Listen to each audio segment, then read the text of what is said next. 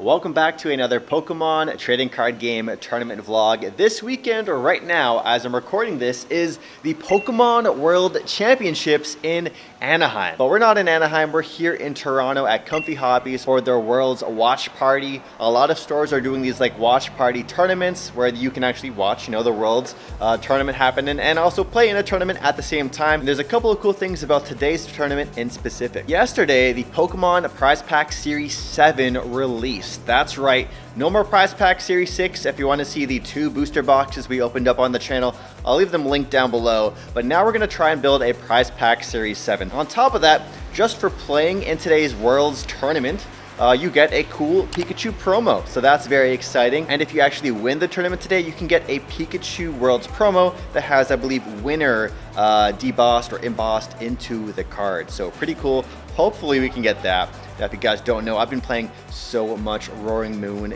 EX lately, the Toxic package, the Evil Poison package, and that's what we're going back to for today's tournament. So hopefully it does well. The way that my Roaring Moon deck feels, it just feels so good. And I haven't even posted the dang deck profile video for it yet, so that'll be on the channel as soon as possible. Round one's about to start. I'm excited, and I forgot to mention, but I'm actually sponsored by Comfy Hobbies. So if you guys ever want to support the channel, the best way to do so is by using my promo code SNEAKERTALK, which will get you, I believe, 5% off pretty much everything in the store. So check out their website, comfyhobbies.com. If you can't shop here locally, you can use my code locally too. Not a lot of people know that.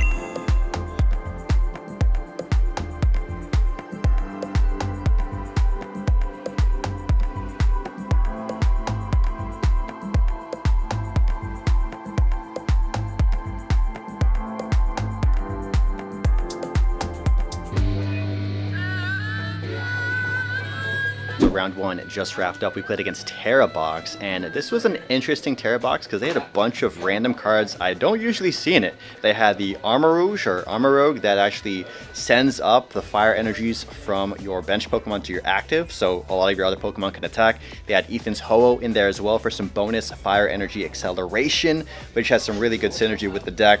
They had a bunch of the Trumpets, the usual. They had all the, Wellspring in there, Terrapagos, all that good stuff. The matchup was really fun and really close. We started off with a really slow start, only getting down a Brute Bonnet and a Roaring Moon and an Attach, and then both of my ancient Pokemon got some capsules on them, but we didn't get to do any poison shenanigan, and we didn't have a big pop-off turn one, especially since we won the coin toss and chose first. And against Terrabox, that's kind of nice, because Terrabox, I think, typically wants to go first so they can get their owls down and all that kind of stuff. We were able to go pretty big with the Roaring Moon, Calamity Storm, plus damage from the poison to knock out their various Pokemon. And we were also able to do some Monkey Door shenanigans as well to play around our opponent using Mew EX to Frenzy Gouge us. So we would preemptively put a 30 onto the Mew just in case they happen to have Bravery Charm to get around that self-inflicted 200 for the self-knockout. So very happy that we were able to, just be make a heads-up play kind of like that on the fly. By the very end of the game, we were able to just take 2 1-prizers slowly. Round 1 is a win against Terrabox. Round 2 coming up. Round number 2 just wrapped up. We played against Grimmsnarl, Marnie's Grimmsnarl EX, and this is a deck that I've been meaning to play for the longest time. I literally bought the Marnie's starter deck and the Stevens Metagross starter deck like over a month ago, and I still haven't opened it up yet, so I should probably open them up tonight and unbox those for a video and all that stuff and start actually using them as competitive decks. I've been playing Stevens Metagross a whole bunch online, and it is so much fun, especially because we have the new Genesect EX as well, and Meloetta. It's really fun, really consistent. If you're a Metagross fan, this is the right channel for you, because I'm going to put you on game. I will put you on the sickest Metagross decks out there. I've already done one so far. Back to Marnie's Grimmsnarl, my round 2 opponent, and this is a game where, unfortunately, even if I have everything I need, I still can't turn 1 donk my opponent because of the dark typing for the Marnie's the Marnie's minion, the Impidimp or whatever, the smallest one. The Poison Stadium only hurts non-dark Pokemon. So we were able to do that, hit some big numbers with the poison, and then take out the same Impidimp with the knockout on the return turn. We were able to even take down 2 Impidimps with the help of our poison package, which was nice, and also denying Fez all game. However, what I did in this game was very reckless and very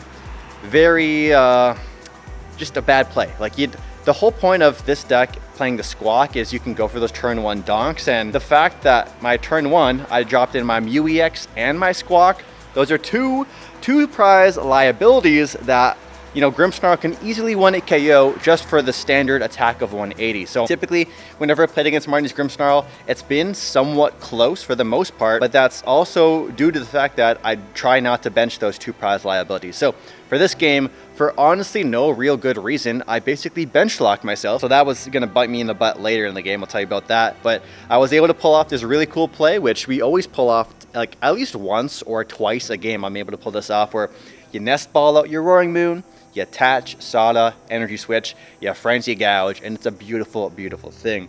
Unfortunately, we weren't able to chain Frenzy Gouges? Yeah, we weren't able to chain Roaring Moon attacks in this matchup, unfortunately. And by the end of the game, my opponent was able to take a 3 prize turn because all my Pokemon that I would promote were either a 2 prize liability or a 1 prize Pokemon with the Ancient Capsule on it, so I still wouldn't get knocked out, and I would have my Pokemon trapped in the active. So I was hit with that nice 3 prize turn. They hit me with the boss, and they brought up my Squawk or Mew, and then they finished off my baby Roaring Moon that had 180 damage counters on it earlier, or 118 damage counters on it earlier for the 3 prize board wipe. So we lost round number 2. Our record now is 1 win and 1 loss.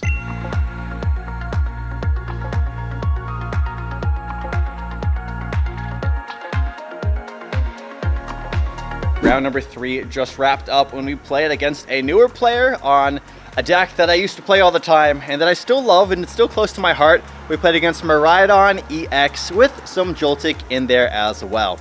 Now, it wasn't the typical Joltik Miraidon box kind of plays I was used to seeing.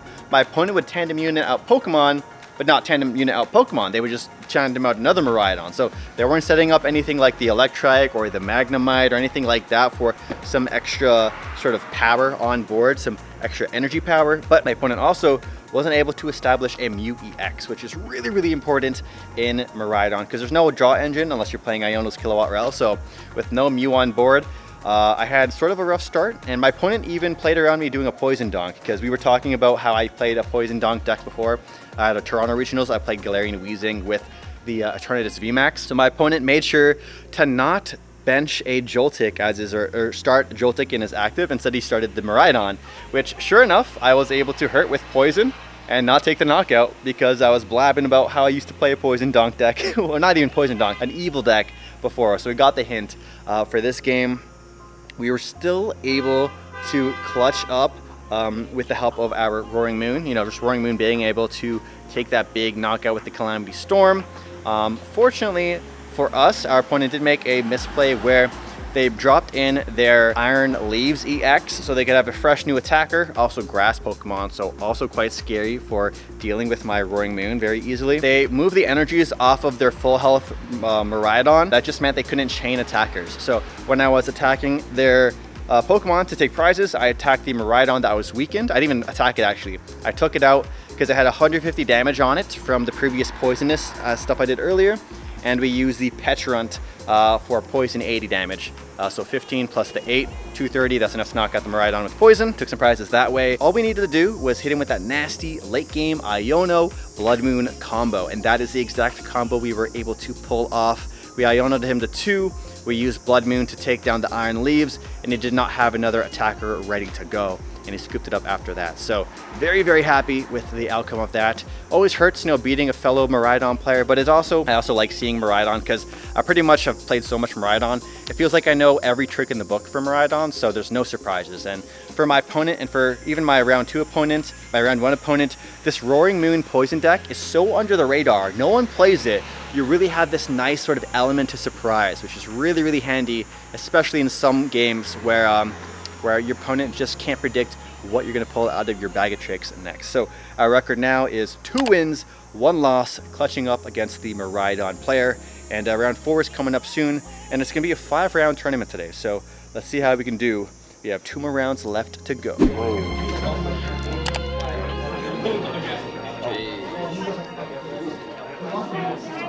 Oh, that's good, All right, Cole. One to the front, one to the...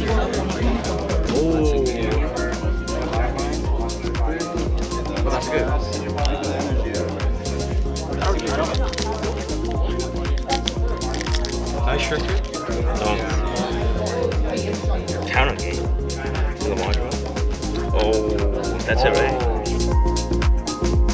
Round number 4 just wrapped up, and oh my goodness, I am a menace to society.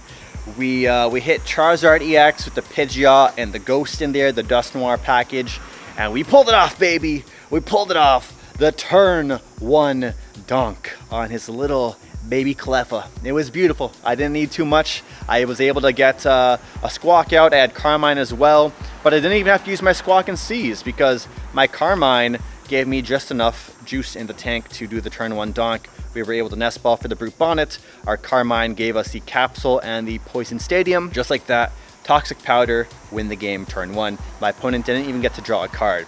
Now what makes things even worse, and I feel bad for my opponent knew I was playing this poison deck. He sat beside me in a previous round. If he remembered, if he was really locked in, he would have remembered to bench a second Pokemon. So there's that. But the extra salt on the wound is he had a Pidgey in hand as well that he just didn't bench. He asked, is it too late for me to bench another Pokemon? And I already started my turn, and I was like, yeah, man, it's too late. It's too late. So we did the Poison Donk, and yeah, that was our round number 4. So our record now is 3 wins and 1 loss. We have 1 more round left to go. Let's see if we can get top 8, get some prizing, some nice prizing today, hopefully. Round number 5 just wrapped up, and we played against the second Marnie's Grimmsnarl EX for the day, and we had a beautiful start, but we also started off by benching, you know, a little liability in our Squawk ability. This matchup was super close by the end game, like it always is against Grimmsnarl, and one of the misplays I made was I pal padded, and I didn't put 2 of my boss's orders back into my deck when I still had 1 left.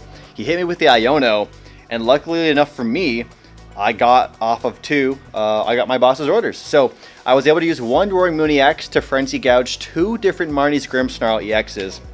But by the very end of the game, he was just able to go for his Ultra Ball and get his Blood Moon Ursaluna to knock out my full health, 200 HP baby Roaring Moon. So super close game. Unfortunately, we couldn't clutch it up in the end.